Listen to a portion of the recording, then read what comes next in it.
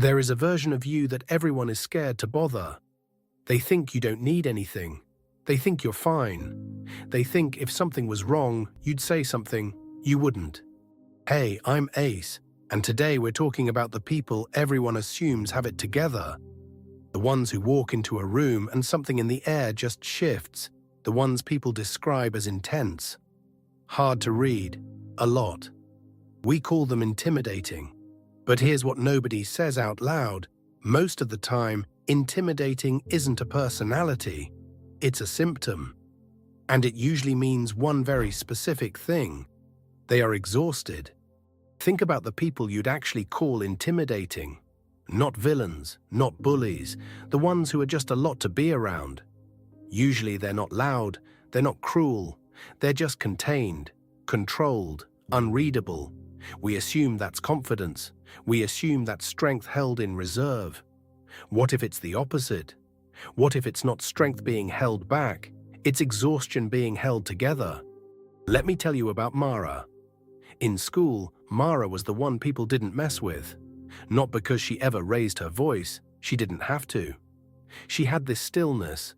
She'd walk in, sit down, say 4 words, and somehow the whole room recalibrated around her. People called her scary, cold, icy, one guy said, like it was a compliment and a warning at the same time. Nobody ever asked Mara how she was doing, because Mara looked like someone who never needed to be asked. Here's what they didn't know. Mara was the 4th of 5 kids. The one who got handed a baby sibling at age 9 because someone had to.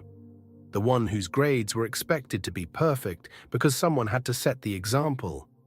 The one who learned, very early, that falling apart wasn't an option, because there was no adult free to catch her, so she stopped falling apart. In front of anyone. Ever. By 16, she wasn't cold, she was just permanently braced.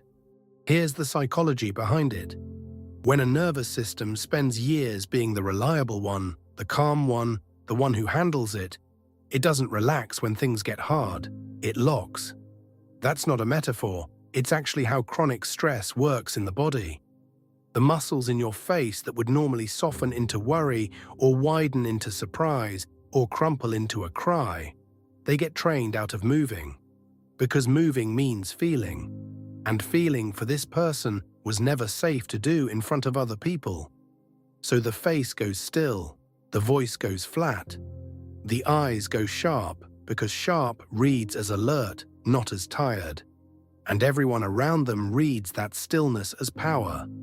It is not power, it's armor, and armor is heavy.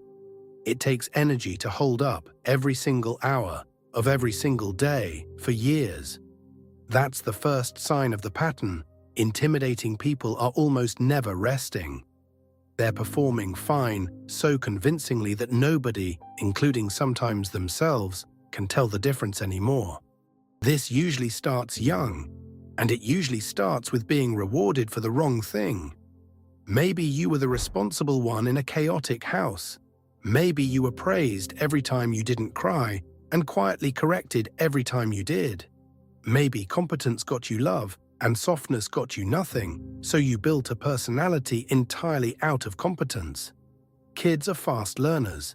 If stoic gets rewarded and soft gets ignored, a kid will choose stoic every single time.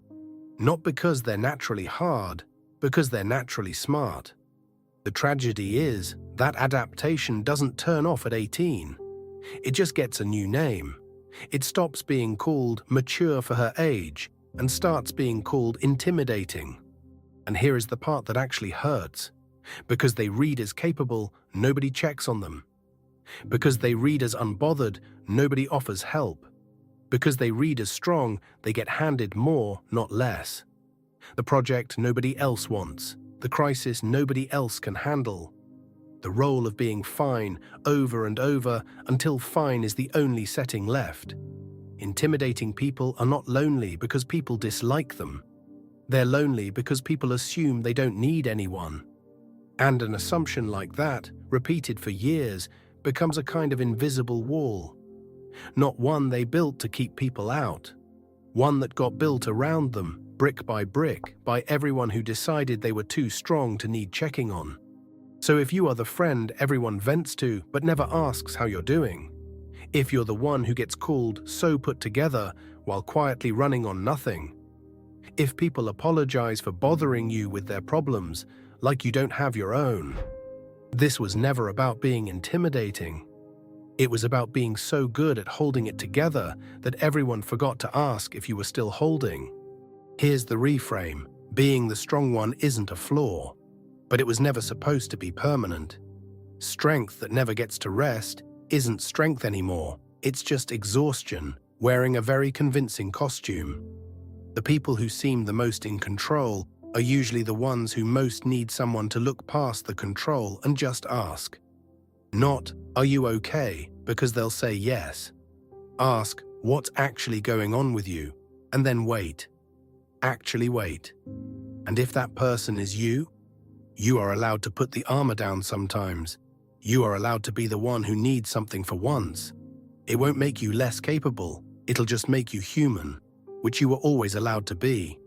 That's what's going on inside Ace's head today. If you've ever been the strong one, tell me in the comments. I want to know what your version of Mara's stillness looks like. And if this explained someone you know, or maybe explained you, subscribe. Because next time, we're going inside a completely different mind.